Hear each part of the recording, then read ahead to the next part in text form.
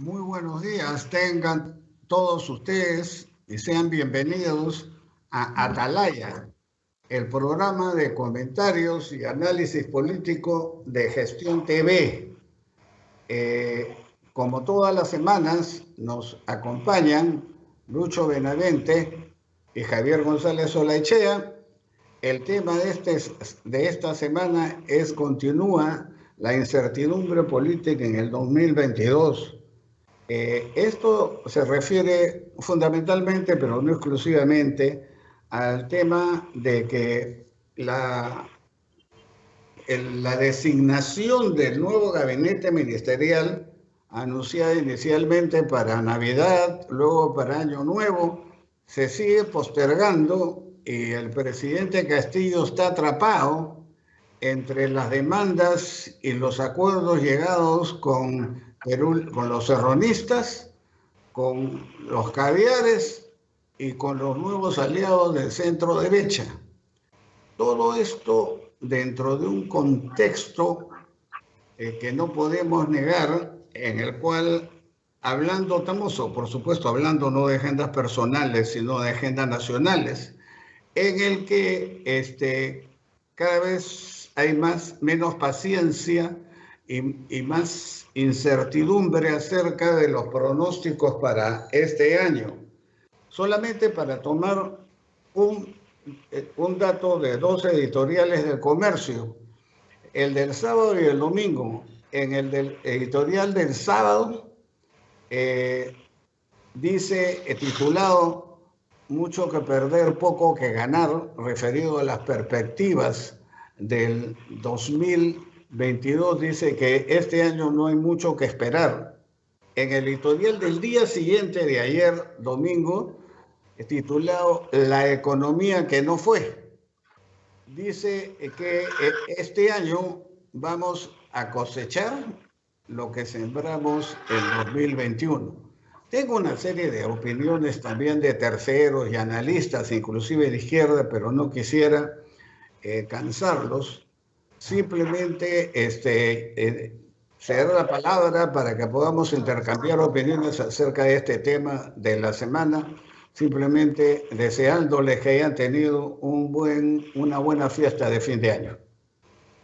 Buenos días, Manuel, Javier. Buenos días, Ernesto. Mía, un saludo muy cordial para todo el público de Atalaya. Siempre he pensado que para ver el futuro de una manera más o menos objetiva, porque verlo de una manera totalmente objetiva es muy difícil, de una manera más o menos objetiva hay que ver qué está pasando, qué está ocurriendo en el presente, a dónde hemos llegado en determinados puntos claves y a partir de ahí proyectar a hacer una especie de proyección, de regresión a futuro de lo que puede pasar en base a lo que ocurre ahora. Las claves de desarrollo, de progreso de cualquier sociedad es tener o reposan en dos pilares fundamentales y no más. Y sobre esos dos pilares reposa todo lo demás, sistema político y sistema educativo. Pues bien, el sistema político en el Perú, que era muy deficiente, ahora está peor. Y el sistema educativo sigue siendo una calamidad. Por lo tanto, por más optimista que quisiera ser, no puedo ver ningún futuro positivo, favorable. Lo más que puedo ver, si es que, o en algún momento ahora no, podía ver, era convertirnos en un Brasil. Un sistema social y político desastroso y una economía creciente y ser una potencia económica. Pues, pero ¿qué es Brasil? Una favela brasilera gigante nos dice que es Brasil en términos de país. Y en el Perú tenemos un futuro complicado, no lo veo positivo. Y lo que está ocurriendo ahora en el sistema político es, y si quisiera usar la palabra exacta, desastroso, con un líder, un gobernante que está atrapado en su laberinto, en su incapacidad de gobernar, en ser tan pusilánime, en no saber tomar decisiones, en no tener la resolución de tomar el mango de la sartén para conducir el país en una dirección o en otra, pero no. Es un gobernante que flota, que flota, que flota en el espacio hasta que un día pueda hacer reventar al país. La incertidumbre sigue. Y el más incierto de todos es el presidente, que no sabemos si mantendrá su puesto dentro de 1, 2 o 3 meses. Buenos días y renuevo la esperanza que este año sea mejor del que hemos despedido. Yo tengo siempre como actitud frente a un año nuevo esperar cambios y cambios positivos. En el balance, evidentemente, del año que hemos despedido, encontramos una catarata de aspectos negativos en lo político, en lo social, en lo sanitario, muchos males heredados, por cierto, y otros acentuados por la impericia, la improvisación y también, por qué no decirlo, por la mala fe de haber designado a funcionarios importantes o encargos importantes a un grupo, salvo algunas excepciones, de impresentables. Sin embargo, el año comienza con una leve esperanza de una promesa que no sabemos si, como otras tantas, va a ser incumplida por parte del presidente de la República, que dice que va a cambiar de estilo, que va a tener una nueva forma de comunicarse a través de los medios de comunicación, respetando la libertad de expresión y con un aterrizaje en Cotabambas de la ministra que siempre ha sido contraria a la minería, de la primer ministra Vázquez, con acuerdos que algunos aparentemente, según informan los medios, está sellado y que podrían replicarse en el corredor minero, con el acompañamiento de varios ministros de los sectores más involucrados. Ojalá que esto se cumpla. Ha sido anunciado oficialmente.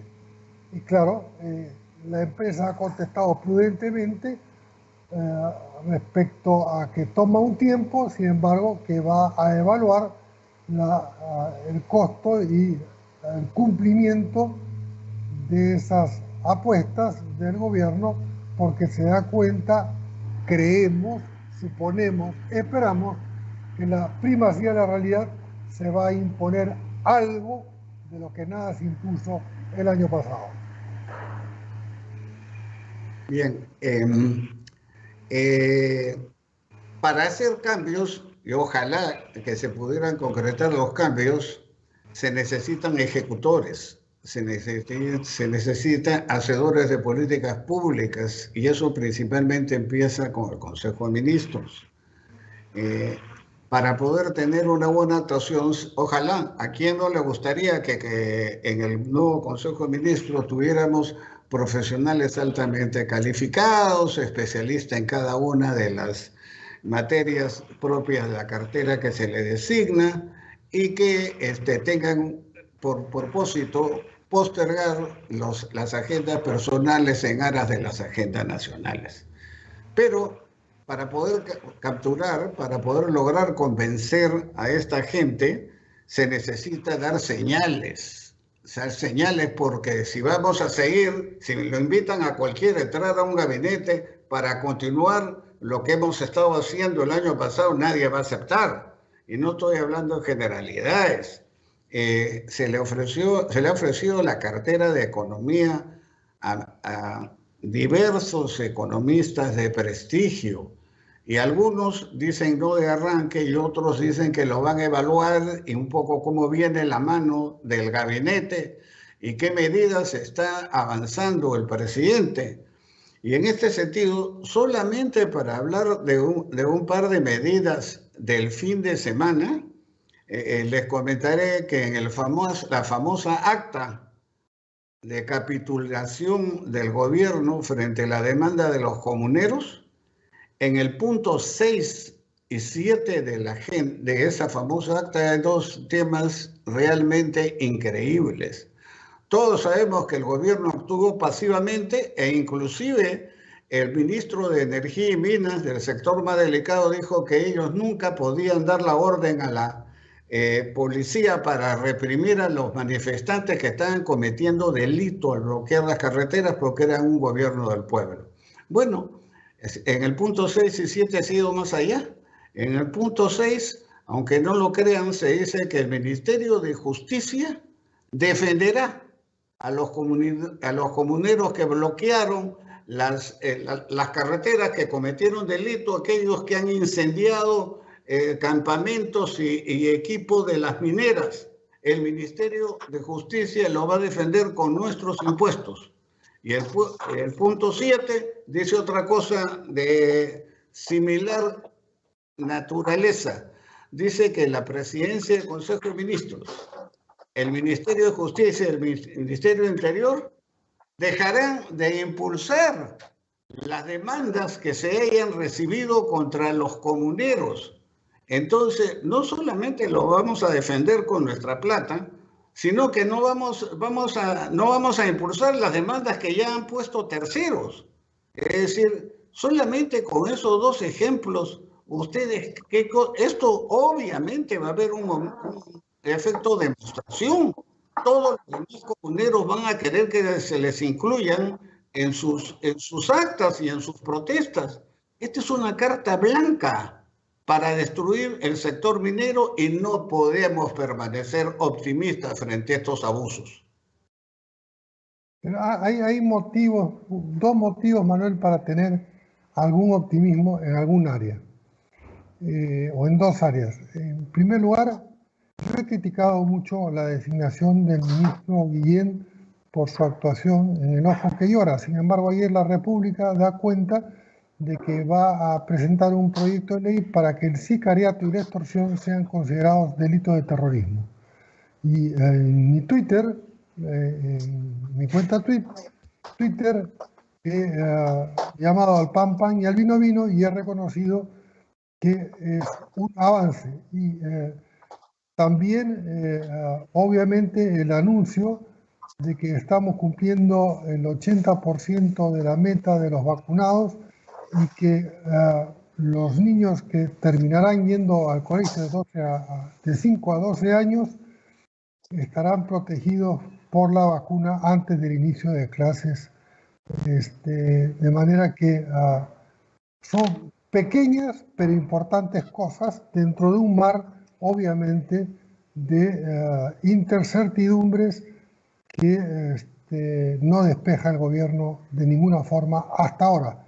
Y concluyendo con el titular que recoge expreso en su primera página todas tus observaciones, Manuel, en la versión de hoy, que son duras y que además son realistas respecto a la conducción de la política minera y en general del país. Y resalto ese titular porque lo que dices ahí es muy importante que sea leído y entendido. La verdad es que yo quiero ser optimista, quiero ser positivo, quiero dar un mensaje favorable, etcétera. Y cuando quiero hacerlo me siento como raspando la olla, pero ya no hay nada que sacar, ¿no? Entonces, a ver qué saco, raspo la olla. Sí, la vacunación ha ido más o menos todo, pero la economía es un desastre, disculpen la franqueza con que hable. La mayor inflación, una de las mayores inflaciones del mundo, casi al lado de la lira turca, el sol peruano.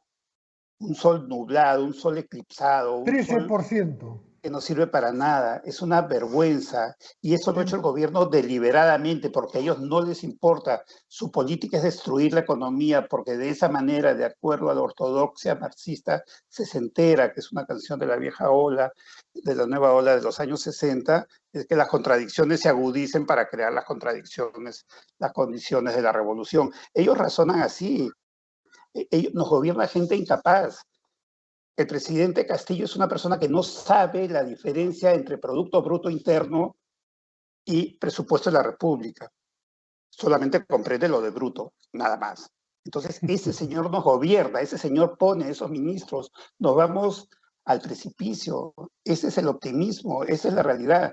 El tipo de cambio del sol, la caída de todos los indicadores, el riesgo país, la inflación, el tipo de cambio, etcétera, todo anda muy mal. ¿Dónde está el empleo? La base de todo para las familias de los peruanos.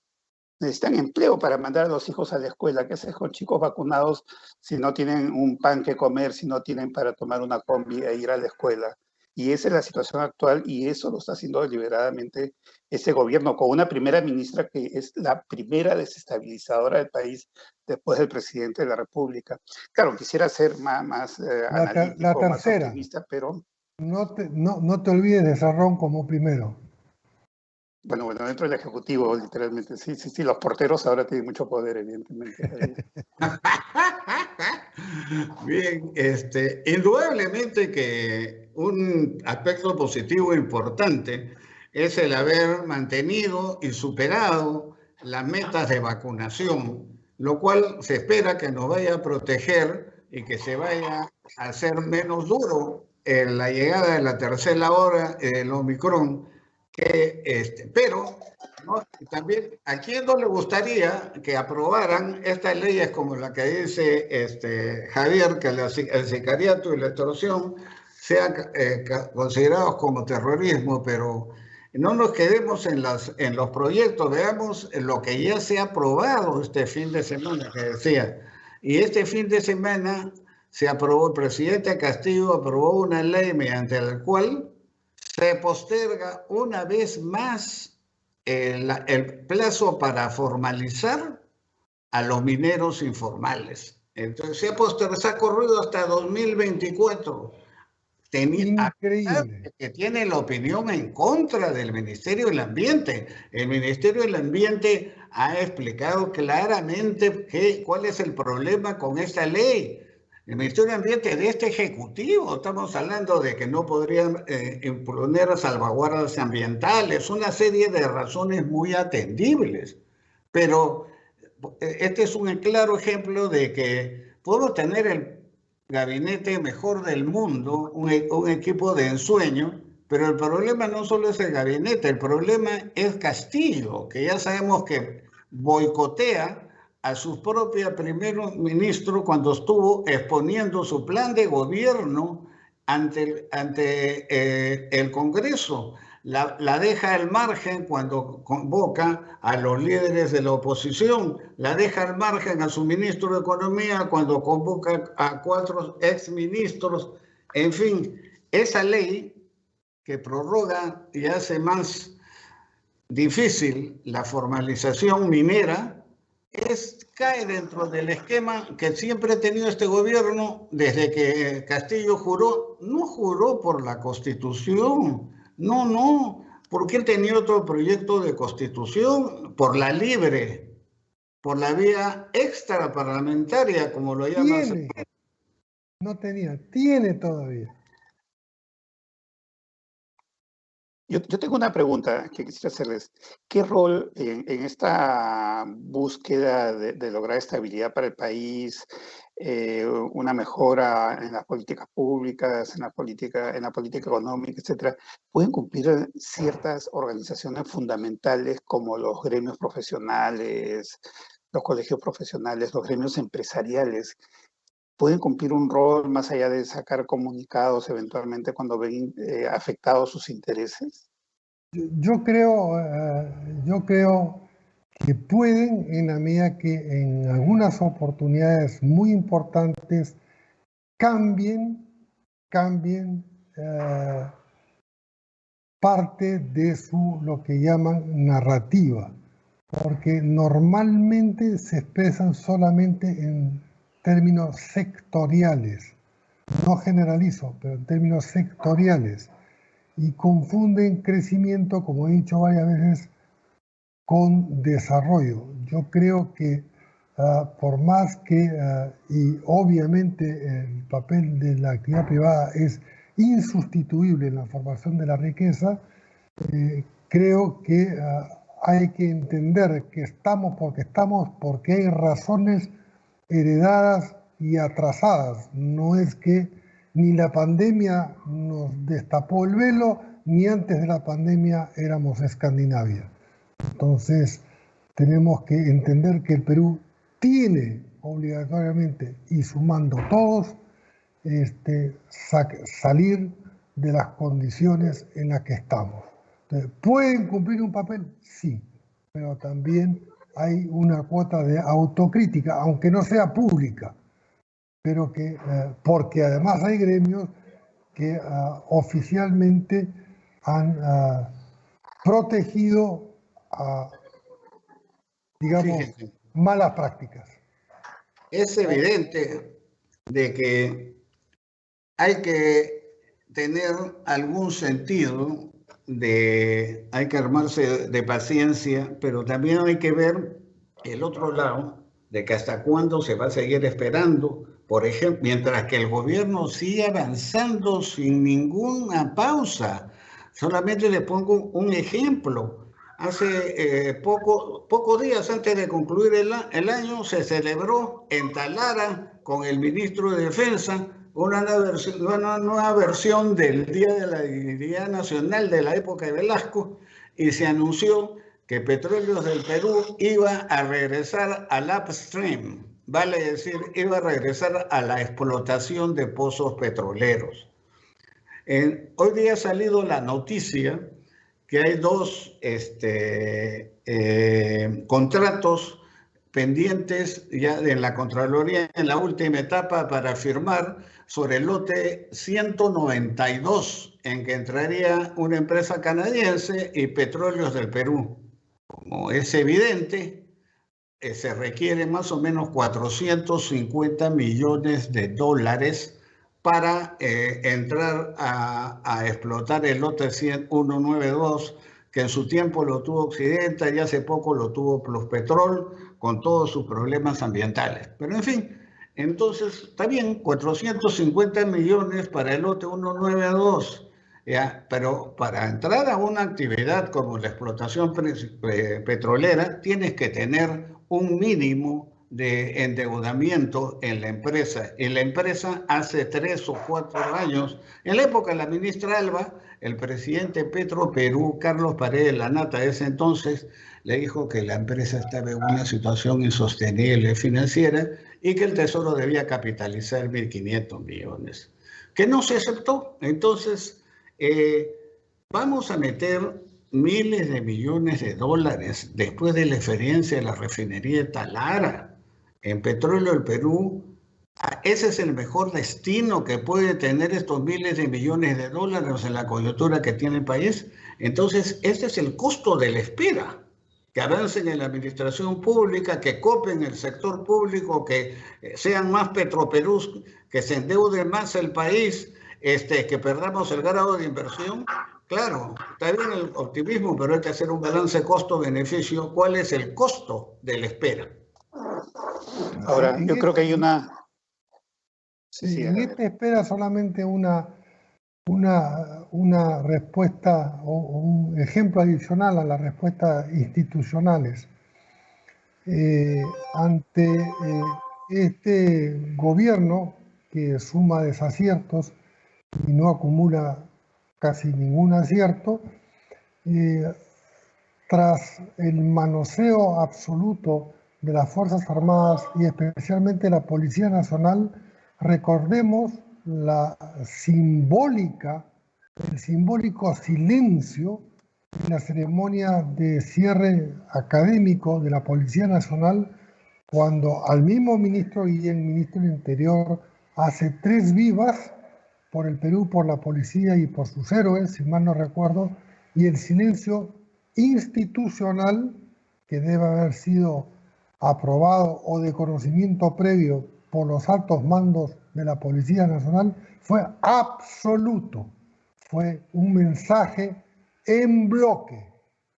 Y eso creo que, bueno, nunca lo habíamos visto, o yo no recuerdo haberlo visto, y es también algo que yo quisiera rescatar, por lo pronto, de la Policía Nacional del Perú, a quien yo profeso profunda admiración por sus sacrificios, por sus héroes, por su participación en la guerra del 41, cuyo héroe máximo tuvo un batallón tan o más grande que un batallón normal del ejército de 600 personas.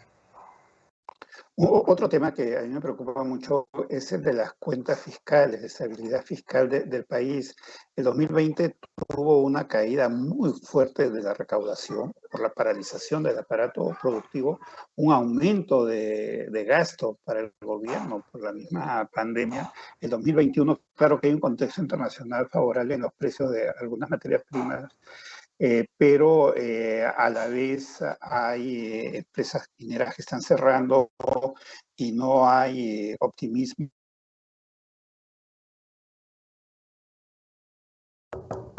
Bien, esperemos pues que las cosas puedan ir mejorando, cuando menos. Que generen mayores inversiones. La salud es quizás el tema más importante y es un prerequisito para poder desarrollar cualquier otra actividad. Si no hay salud, no hay ni crecimiento y menos desarrollo.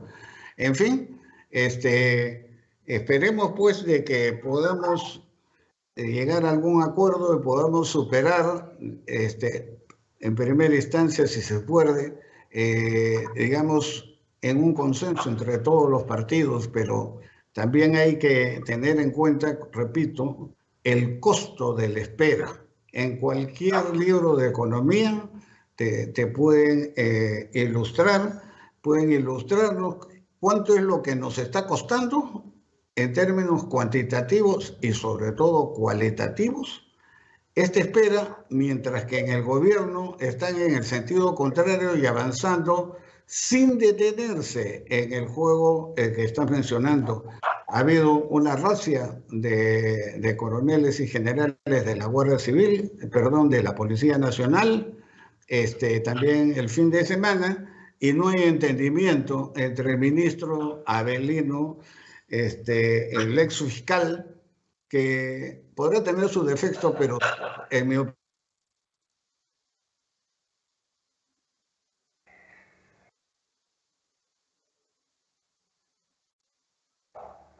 el gobierno y la policía es fundamental que no esté neutralizada. Y cuando hablamos de neutralización, ya lo hemos mencionado, es tener a la policía de espectador mientras las hordas bloquean carreteras y destruyen la propiedad privada. Eso no se debe permitir y lo estamos santificando. Bien, amigos, ¿alguna otra comentario antes de cerrar esta primera sesión de Atalaya de este nuevo año? No, mi único, más que comentario, es la invocación a todos a quienes nos siguen, que pasen la voz para que el programa tenga mayor audiencia y obviamente en el mundo de la libertad de expresión, de las discrepancias y de las coincidencias. Pero creo que nosotros tenemos por vocación ocupar un pequeño lugar matutino de lunes para poder hacer comentarios siempre con la pretensión que sean atinados, veraces y con fundamentos respecto a la economía y a la política, que no se pueden divorciar. Bien, amigos, una vez más le deseamos que se cumplan sus deseos y agendas personales para este año. Muy buenos días tengan todos ustedes.